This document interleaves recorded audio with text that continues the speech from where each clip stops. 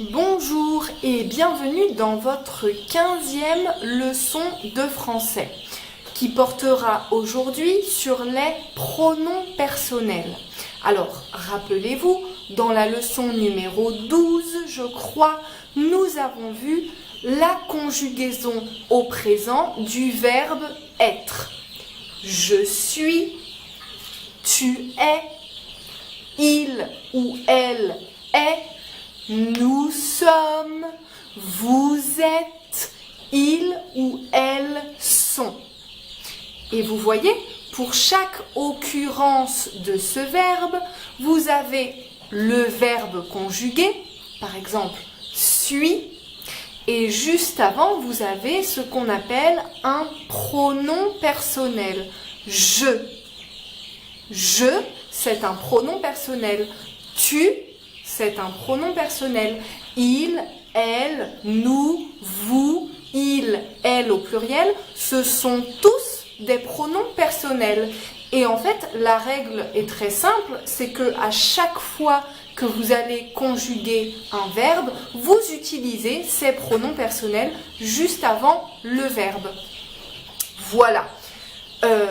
Voilà pour la règle. Et maintenant, nous allons voir quelques spécificités de certains de ces pronoms personnels. Par exemple, le premier, je, le je de je suis, je m'appelle, je comprends. Ce je devient J apostrophe si le verbe qui suit commence par une voyelle ou un son de voyelle.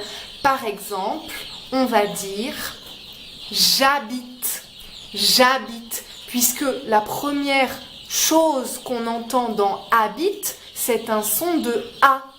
J'habite, c'est beaucoup plus harmonieux que de dire je habite. J'habite, j'espère, j'attends.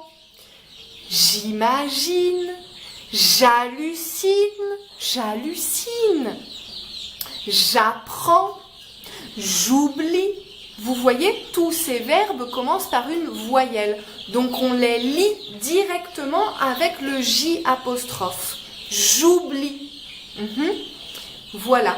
Et pour les autres verbes qui commencent par une consonne, dans ce cas-là, le E de je se maintient. Je comprends, je travaille, je mange.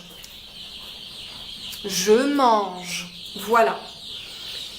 Voilà pour le pronom personnel je ou J apostrophe. Attention, c'est le même pronom personnel. Il s'agit de la même personne.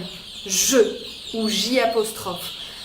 Ce sont simplement deux versions, l'une entière, je, et l'une tronquée, J apostrophe, pour permettre plus d'harmonie quand on parle et quand on écrit.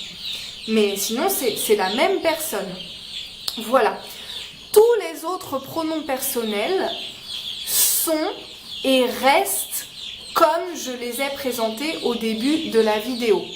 Tu, il, elle, nous, vous, il, elle, ces pronoms personnels ne changent pas. Peu importe que ce qui suit commence par une voyelle ou pas, c'est la même chose. Ok. Bon, on va passer à la troisième personne du singulier, donc avec les pronoms personnels il si je parle d'un garçon et elle si je parle d'une fille. Et vous voyez, ces pronoms personnels, vous pouvez les substituer par un prénom, par exemple, ou bien par un nom commun. Vous pouvez dire « elle est malade », mais vous pouvez aussi dire « Noémie est malade » si la personne de qui vous parlez s'appelle Noémie. Vous n'êtes pas obligé de dire « elle ». Et vous pouvez dire aussi « ma sœur est malade » s'il s'agit de votre sœur. Vous voyez, le pronom personnel « elle » n'est pas obligatoire. Il peut être substitué par un prénom ou un nom commun. C'est la même chose pour le masculin. Il est en vacances. Adrien est en vacances ou bien mon frère est en vacances. Les trois sont possibles. Voilà. Et c'est la même chose pour le pluriel, le il au pluriel et le elle au pluriel. Vous pouvez dire ils sont amoureux, ou bien Marina et Abdou sont amoureux, si vous parlez de Marina et Abdou. Si vous parlez de vos parents, vous pouvez dire ils sont belges, ou bien vous pouvez dire mes parents sont belges. Vous voyez, vous pouvez substituer ces pronoms personnels. Voilà. Attention, hormis ces 4 pronoms personnels, il, elle et il, elle au pluriel, hormis cela, tous les autres doivent s'utiliser et ne peuvent pas être remplacés par autre chose.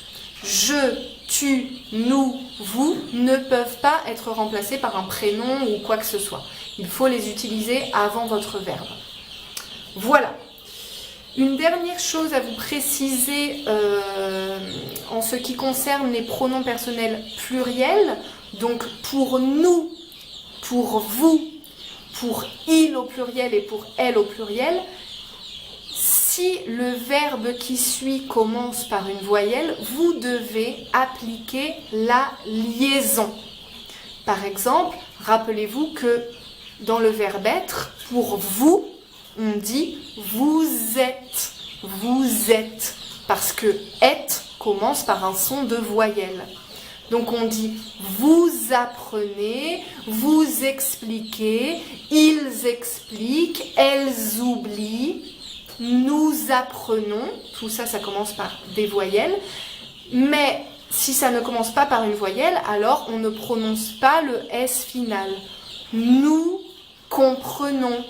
Vous travaillez. Il mange. Elle danse. Vous voyez, on ne prononce pas le S final si ce qui suit commence par une consonne. Bon, je crois que c'est tout pour aujourd'hui. Je n'ai pas parlé du pronom personnel on parce qu'il est un peu particulier. On en parlera une prochaine fois.